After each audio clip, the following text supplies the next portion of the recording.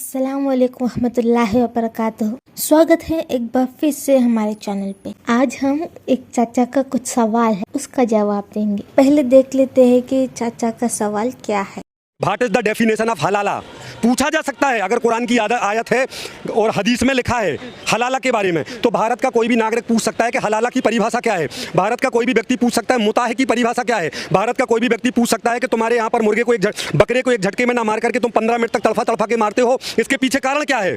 कोई भी व्यक्ति कुर्बानी, मुताह, 3 तलाक और इन सब हलाला के बारे में पूछ सकता है। अगर तुम्हें उसके पूछने से ऑब्जेक्शन होता है तो तुम्हें उन कागजों को फाड़ के फेंक देना चाहिए। अगर रहेंगे तो प्रश्न उठेंगे, अगर रहेंगे तो प्रश्न उठेंगे भी और लोग उसके बारे में जानकारी भी चाहेंगे। नुपुर शर्मा ने कुछ भी गलत नहीं कहा, इसलिए इस प्रकार का माहौल बनाया जा रहा है। इतना डरा दो, गर्दनें काट के इतना डरा दो कि कभी जिंदगी में कोई भी हिंदू व्यक्ति एक भी प्रश्न खड़ा ना कर सके। अगर इस प्रकार से गले काटे जाते होते तो हिंदू धर्म के बारे में पिछले 50 सालों से हम लगातार सुनते आ रहे हैं, एक भी मुसलमान बाकी नहीं रहेगा भारत में रहने वाला। कोई शंकर के बारे में, कोई पार्वती के बारे में, कोई राम के बारे में, कोई राधा के बारे में कितना उल्टा सीधा बोलते हैं, फिर तो उनका एक का भी जिंदा रहना मुश्किल हो जाता। तो चाचा को जानना है कि ट्रिपल तलाक क्या है। चाचा जैसे बहुतों को लगता है कि 3 बार तलाक बोलने से तलाक हो जाता है। तलाक तलाक तलाक एक ही बार में बोलेंगे और तलाक हो गया। अब इन चाचा को कौन समझाए कि ये कितना लंबा प्रोसीजर है। एक बार में तलाक बोलने से तलाक नहीं होता है। अगर आप सूरा बकरा का आया 227 टू आया 230 देखोगे तो उसमें लिखा है कि 3 बार तलाक बोलने के बाद तलाक इरिवर्सिबल है, मतलब उसके बाद वापस से शादी नहीं कर सकते या वापस से एक नहीं हो सकते हैं। पर अगर इसकी तफसीर देखोगे तो पता चलेगा, आला मौदूदी या इब्न कसीर किसी का भी ले लोगे तो उनमें एक बार तलाक बोलने के बाद 3 महीने का वेटिंग पीरियड है। इसमें भी कंडीशंस है कि the wife shouldn't be pregnant at that time of when you are giving the तलाक, wife should not be in the state of menses, और उन 3 महीने में अगर सुलह करना चाहे, हस्बैंड एंड वाइफ तलाक नहीं चाहते and they want to reconcile, they can do that. तलाक रद्द हो जाएगा। 3 महीने के बाद भी अगर वापस आना चाहे तो रिकॉन्ट्रैक्ट करना पड़ेगा, निकाह वापस से करना पड़ेगा बस। और ये हो गया एक बार का तलाक। एक बार तलाक बोल लिया, उसके बाद वापस आ गए, तलाक नहीं चाहते थे, फिर भी बात नहीं बनी तो दूसरी बार तलाक बोलने के बाद भी 3 महीने का वेटिंग पीरियड है। उसके बाद भी वो लोग वापस आ गए, दे रिकंसील्ड अगेन। अब तीसरी बार हुआ, तीसरी बार का भी 3 महीने का वेटिंग पीरियड हो गया। 3 महीने का waiting period means 1 month is equal to 1 menstrual cycle. Okay,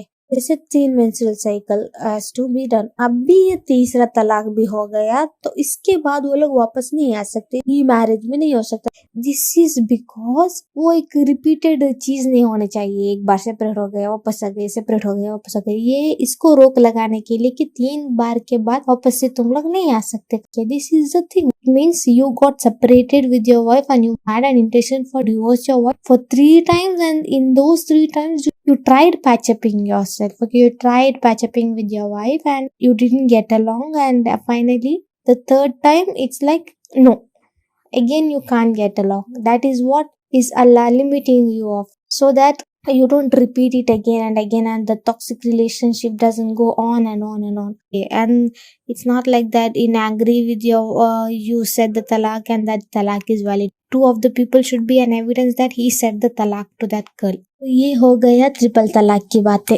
अगर ये वाला तलाक का फॉर्मूला नहीं अपना के तुम लोगों का जो तलाक फॉर्मूला अगर कोई मुस्लिम अपनाते हुए तुम लोग देखते हो तो उस पर्टिकुलर मुस्लिम को खुद नहीं पता है कि इस्लाम में तलाक का कॉन्सेप्ट क्या और कैसा है। ठीक है, now coming to halala and muta, temporary marriages.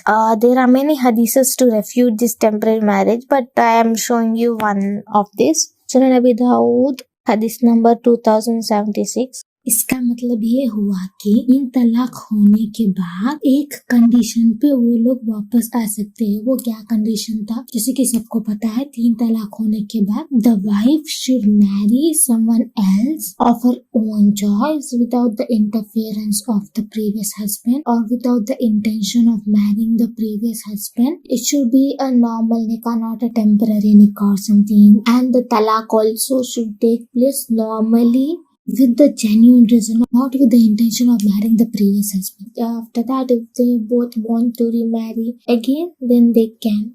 But who does all this? Like, did you ever see a person doing all this? तलाक अगर हो गया तो हो गया, इतना लंबा प्रोसीजर के बाद, दूसरे के साथ शादी करने के बाद, उसके साथ तलाक होने के बाद वापस से इससे शादी करना, this is a very long process and the circumstances like that doesn't come often. But this is given, like there is an answer for, or there is a method and law in which it should go about. That's it. Now about sacrificing in a halal way or झटका, which is the better one. If scientifically अगर देखोगे तो हलाल तरीके से slaughter करना is much better than any other way you slaughter the animal in any other way. The halal method is more healthy, more convenient to the animal, and there's less pain and harm to the animal. It is more healthy because the blood doesn't clot in the brain because of the sudden trauma that the animal go through, because when it gets slaughtered, the jugular vein is cut in the first place so that the meat is much healthier, okay, and it is less painful also because the veins are cut so that the nerves are only blocked and the pain doesn't go about even after the slaughtering, okay. And the meat will be also very good, like the meat will be also very fresh and soft. It will not be hard, it will be very fresh and soft. It will not be like frozen or something, because in a halal way all the blood are oozed out. So that was the answer for all the questions that this चाचा asked. अभी हम चाचा से पूछते हैं, चाचा जी, what is सती प्रथा, what is जौहर, योग क्या है? So that's it for today. मिलते हैं अगली वीडियो में, तब तक के लिए लाइक, कमेंट, शेयर, सब्सक्राइब। अस्सलाम वालेकुम।